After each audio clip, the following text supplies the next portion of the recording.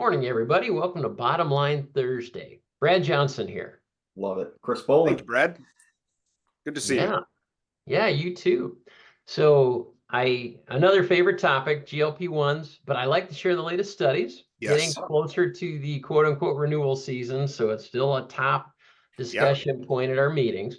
So two good studies came out that are pretty interesting. One is by the International Foundation of Employee Benefit Plans. So very credible organization. And a Sounds lot like of it large just by name. employers. What's that? It sounds like it just by the name. So It does. Yeah, it does. It's just a very good title. And, but I would even say too, with a lot of your city and county groups and groups that have heavy union involvement, this is an entity that a lot of those firms pay money to subscribe to as well. So it's credible pretty much to any audience out there. They found, it's that whole question of what do groups cover today on GLP-1s? They found that 63% of respondents covered GLP-1s for diabetic only. Yep. It's actually a little lower than I would have thought. I would agree that's lower than I would have thought. Yeah, but the other one is in line with what I think. And 26% cover for both diabetics and weight loss. Wow, so that it's kind seems of a that lot 1 high. in 4. Wow. That's kind of what we're seeing in other private industry studies too. Yeah. So that jived. I'll pause there, see if you have any thoughts or comments. It's been a topic of conversation for our July renewals, our calendar year renewals, putting up more guardrails because self-funded plans are just paying a ton of money off of these. Not much we can do on fully insured yet. No, we don't have any clients excluding GLP-1s for diabetics. It's, as Chris said, we now have most of our clients where, you have to at least try something, prove that it's failing before you can get to the GLP-1. And so GLP-1 is not your first option if you are diagnosed as type 2. Let's start with the other things before we go there. That's the norm now. It's going to get harder with all the new research showing that now it's improving cardiac health. So if you've had cardiac disease and you're a diabetic, well, you should absolutely be on a GLP-1. It's, as Chris said, it's killing our plans. I mean, we're doing everything we can to prevent somebody sneaking through and getting one for just weight loss, but it's getting harder and harder.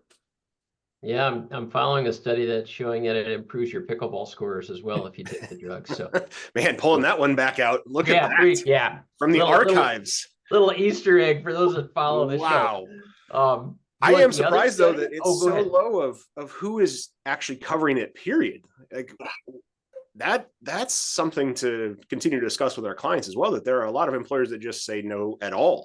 Yeah, that we're gonna require the other diabetic medications. Interesting. Yeah, that stat stood out more than the covering both stat. Totally on board with that.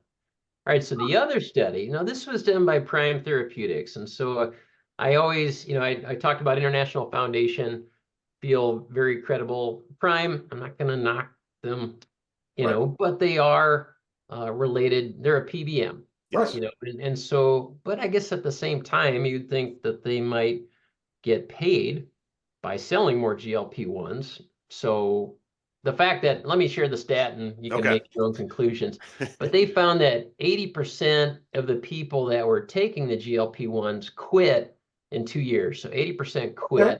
Good. And then they dug in to figure out, why did they quit? And the answers tended to be around cost, access, and side effects. Mm-hmm. And then after they quit, the majority regained the weight that they lost. So, that last part, I think we've seen in a couple areas, but I think it's just coming to light about the cost. And I was actually surprised that 80% quit, and then they speculated, did some people hit their target weight and they said, I'm good. The juice Chris, is you and I had talked through, that if the pricing drops for a GLP-1 and the employer were to put in a lifestyle change program along with GLP-1 for weight loss, that it might make sense. But we're talking like cost has to drop by about 80% to even start to see that benefit. But that's the problem too, is so not everyone, but I'm saying the weight gain return is I'm still eating the way I was. I'm still not exercising. There's not a change in lifestyle. It should be the supplement to what you're already doing. Yeah, I listened to a podcast by a Dr. Stephen Gundry, talking about the impact he's seen that people are on GLP-1s, and he said it's the muscle mass loss is what has him more concerned, than almost anything, because obviously muscle is a fuel in our body to help burn fat, burn calories. So these people are coming off the drug, and now they've lost 20% of their muscle mass.